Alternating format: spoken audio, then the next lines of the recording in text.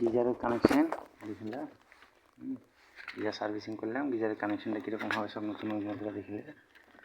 এটা হচ্ছে main line আসছে তোমার, মেন লাইনে থাকে নিউট্রাল ফেস আর বডি আর্থিং, ঠিক আছে।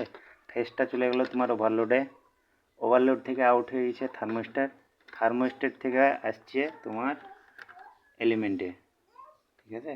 এটা হয়ে গেলো ফেসের কানেকশন। নিউট্রাল সবসময় ডাইরেক্ট, সবসময় ডাইরেক্ট এলিমেন্টে। এটা হচ্ছে লাইটের, এই যে নিউট্রাল পেয়ে গেলো, এটা হিটিং লাইটের, এটা তোমার ওভারলোড থেকে দিয়ে আসে। আর এটা হচ্ছে তোমার যে হিটার, হিট হয়ে গেলে জলটা, গ্রিন লাইটটা ওটা ডাইরেক্ট এলিমেন্টে থাকবে, কারণ যখনই তোমার কাট আপ করে দেয় তখন গ্রিন লাইটটা চলে যায়। আর রেডটা হচ্ছে পাওয়ারের, এই জন্য নিউট্রাল এখানে থাকে আর ওভারলোডের এক সাইডে ফেস থাকবে, ঠিক আছে। এটা হচ্ছে কানেকশন, খুব বেশি কিছু থাকে না। হিটার এলিমেন্ট, টিপ্লাস সুইচ বা ওভারলোডার, আর এটা হচ্ছে তোমার থার্মোস্ট্যাট। এই দুটোর মধ্যে এটার কাজ হচ্ছে তোমার, এই যে থার্মোস্ট্যাটটা, থার্মোস্ট্যাট থেকে লাস্ট এলিমেন্ট আসছে, একদিকে ইন একদিকে আউট, দুটো পিন থাকে, ঠিক আছে।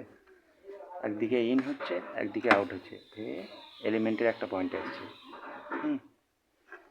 এর কাজ হচ্ছে তোমার যত ডিগ্রিতে সেট করবে অত ডিগ্রিতে আসার পরে এটা কাট আপ করা, সেম ফ্রিজে যেরকম থাকে একই জিনিস। ফ্রিজেরটা কুলে কাজ করে আর এটা হিটে কাজ করে, হট। এটা গরমে কাট আপ করে আর ফ্রিজে যেগুলো থাকে ওগুলো ঠান্ডাতে কাট আপ হয়।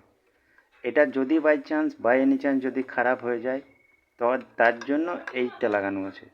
মানে ধরেন আপনি 50 ডিগ্রি বা 60 ডিগ্রিতে করলেন, আপনার কাট আপ সেট করলেন 60 ডিগ্রিতে, হয়তো কাট আপ করলো না, বাই চান্স খারাপ হয়েছে, কোনো ডিফেক্টিভ হয়, তখন তো আপনার পাওয়ারটা চালু থাকলে তো তখন গিজার ব্লাস্ট হওয়ার সম্ভাবনা থাকে।